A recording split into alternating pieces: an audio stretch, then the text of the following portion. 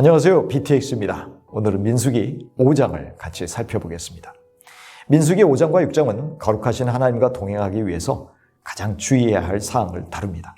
그것은 진영 내의 죄와 부정의 제거입니다.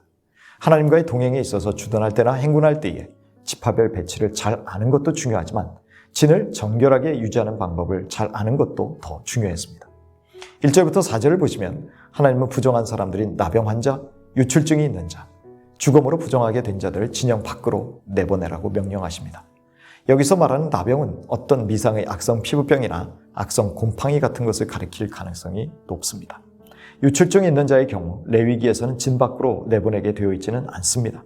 그러나 민수기에서는 진 밖으로 나가도록 규정이 강화된 것으로 보입니다. 시체로 인하여 부정하게 된 자들 역시 진영에서 추방하도록 명령하시므로 이 부류의 부정한 사람들은 진영 밖에 체류하도록 조치되었을 것으로 추정합니다. 이전에 유출증이나 시체로 부정하게 된 자들이 진영 밖으로 나갈 필요는 없었지만 곧 정복전쟁을 염두에 두고 있는 민수기에서는 좀 더 강화된 규정을 요구하신 것으로 생각됩니다. 5절부터 10절에 보시면 사람들이 죄를 범해 하나님과 사람에게 신실하지 못했을 때 속건제를 통해 죄를 처리하게 됩니다. 이때 사람에게 잘못을 저지른 부분에 대해서는 상대방에게 끼친 손해액의 5분의 1의 액수를 더하여 배상해야 합니다. 그런데 그 죄가 상대방에게만 죄를 짓는 것으로 끝나지 않습니다. 그것은 곧 하나님을 거역하는 죄를 짓는 것으로 하나님은 보십니다. 그래서 하나님께는 속죄의 순양을 속죄의 제물로 드려야 합니다. 그런데 레위기 때와 다른 것은 속건제를 드리기 전에 자신의 죄를 자복해야 한다는 것입니다. 또한 손해를 배상받을 사람이 존재하지 않는다면 그 배상은 하나님의 것으로 간주되고 결과적으로는 제사장에게 귀속됩니다. 아울러 거제 및 제사장의 몫에 대해서도 명시하고 있습니다. 11절부터 31절은 간음으로 인한 부정의 가능성을 처리하는 절차를 말씀하고 있습니다. 이것은 속건제의 대상이 되는 죄의 경우와 연관된 것입니다. 범죄가 저질러졌지만 증인이나 증거가 없어 처벌하기 쉽지 않은 종류의 죄들에 관한 것이죠. 먼저 의심을 품은 남편이 자기 아내를 규정된 바와 같이 보리 소제물과 함께 제사장 앞에 세웁니다. 기름이나 유향을 넣지 않는 것은 의심의 소재이기 때문입니다.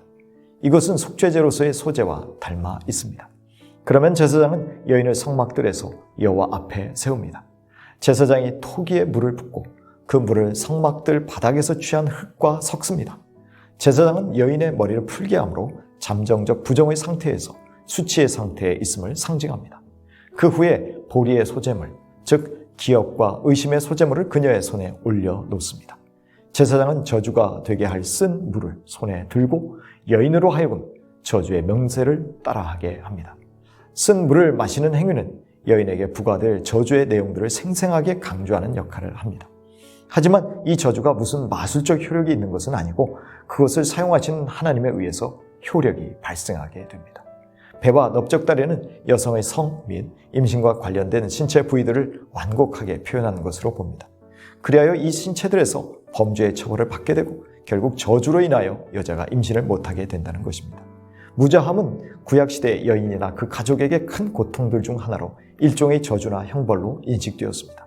제사장은 저주의 문구를 두루마리에 써서 그것을 준비한 물에 빨아 넣습니다. 제사장이 여인으로부터 소제물을 취하고 여호와 앞에서 흔듭니다. 이어서 그것의 일부를 제단으로 가지고 가서 제단 위에 불사른 후에 여인에게 저주가 되게 하는 쓴 물을 마시게 합니다. 그 후에 여인의 죄의 유무에 따라 물이 여인에게 효력을 발하게 됩니다. 정결하면 해를 받지 않고 정상적으로 임신하게 됩니다. 하나님의 군대에 있어서 제일 중요한 것은 거룩함, 정결입니다. 그 이유는 거룩하신 하나님이 이스라엘 군대의 한가운데 임재하고 계시는데 그 진중에 부정함이 있다면 하나님이 이스라엘과 함께 하실 수 없기 때문입니다. 만일 하나님의 임재가 없다면 이스라엘은 군대로서 힘을 잃게 되어 승리할 수 없는 무력한 집단으로 전락하게 됩니다. 그러므로 진중에 어떤 형태로든 부정함을 제거해야 했습니다. 그래서 악성 피부병 유출증 식체로 인한 부정하게 된 사람은 일단 진 밖으로 격리되었습니다. 이 부정이 해결되고 정결하게 되었음이 선언되었을 때 비로소 다시 진 안으로 들어올 수 있었습니다. 11절부터 31절에서 아내의 부정을 의심하는 남자를 단순히 의처증이 발동한 남편의 발작으로 보아서는 안 됩니다. 이것은 남편이 원하든 원하지 않든 이스라엘의 진영 안에 도덕적 부정함이 있다면 제거해야 했기 때문입니다. 그것은 이스라엘 전체의 거룩함과 관련되어 있었고 공동체의 거룩함이 곧 하나님의 능력임을 알기에 이러한 일 역시 하나님 앞에서 해야 할 의무이기도 했습니다.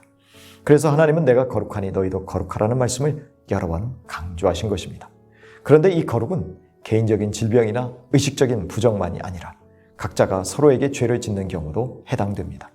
아내와 남편 그리고 가족이라는 가까운 관계뿐 아니라 공동체에 속한 한 형제 자매에게 죄를 짓는 것도 거룩을 침범하는 행위라는 것입니다. 그것은 명백히 하나님께 죄를 짓는 것입니다. 고린도전서 8장 12절입니다. 이같이 너희가 형제에게 죄를 지어 그 약한 양심을 상하게 하는 것이 곧 그리스도에게 죄를 짓는 것이니라. 그렇게 거룩이 훼손된 공동체에 하나님은 임재하실 수 없습니다. 그래서 심각한 것입니다. 하나님의 임재가 떠나면 하나님의 백성은 아무것도 아니기 때문입니다. 우리는 그리스도 안에서 공동체로 묶여 있음을 알아야 합니다. 서로에게 연결되어 있음을 알아야 합니다.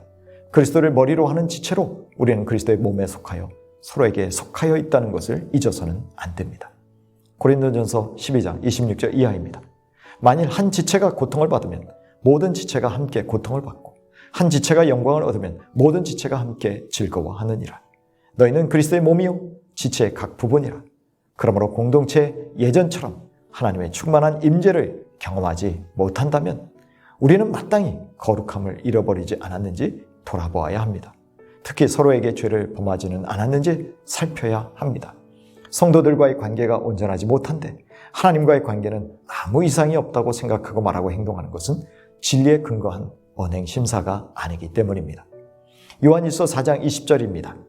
누구든지 하나님을 사랑하노라 하고 그 형제를 미워하면 이는 거짓말하는 자니 보는 바 그 형제를 사랑하지 아니하는 자는 보지 못하는 바 하나님을 사랑할 수 없느니라.